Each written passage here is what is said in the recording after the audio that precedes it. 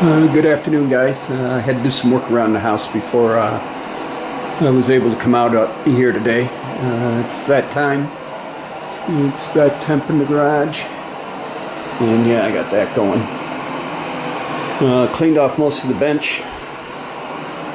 You can see the dry shaft and the dry shaft loop and the panel bar. Mufflers are in the back. I want to be able to put the rear end up here. I'm going to have to do anything. Did go through all my paperwork last night, and I did find the assembly instructions for the brake kit I got. So when I call Willwood tomorrow, I'll be able to at least do that and deal with them there. So other than that, the goal today is I'm going to completely take the rear end out. I'm going to drop the shocks, disconnect the sway bar links off the rear end, disconnect the 4-link, and me and my son will pull the rear end out of here and get it up on the bench. So when I get more, I'll turn this back on later. Hey guys, the shocks are back out and the sway base links are down. Yeah, I had those powder coated Chevy orange, or as close to Chevy orange as the powder coater could get. So those are out. Next will be the 4-link. Those 2 bolts there and those 2 bolts there. And the rear end should be pretty well free to come out. Again, I want to set it up on the bench here so I can take a look at it. The other reason behind this, taking this all out, is I got some work to do under there. I want to tie up some loose electrical, some plumbing issues. As you can see, the return line right there coming in for the gas tank. I want to get that routed and better. And if I get the rear end and everything out of there, I can get that done and routed up and out of the way. So when I get more, I'll turn this back on later. Hey fellas, rear end's out of the car. It's on the bench, and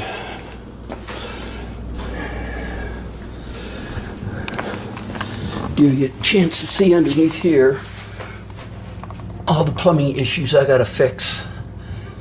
And the brakes are one of them, and the fuel line and everything else. So that's the other reason why I wanted to go this far. I knew I had to work on the rear brakes.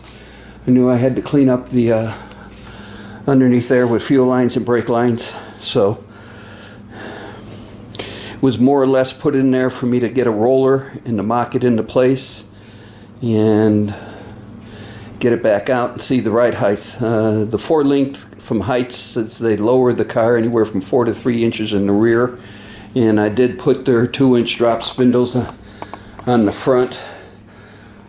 And when it was sitting at the right height, when I used this mounting hole, gave me about 1 inch from the bottom of the collector on the header to pavement. And I want to bring it up just a little bit more. So when she goes back together, she'll go into the top. This is the panel bar bracket. We're going to probably end up grinding a radius in this for the coil spring to come down, because it's still at this area. For it to come up, you see where it's going to hit, and there's just no getting around that. I will mock it up into place and show you guys. But this is the part of the month of January and the month of February on the work I want to do in the car, because all we need now is to sand it, hit it with primer, then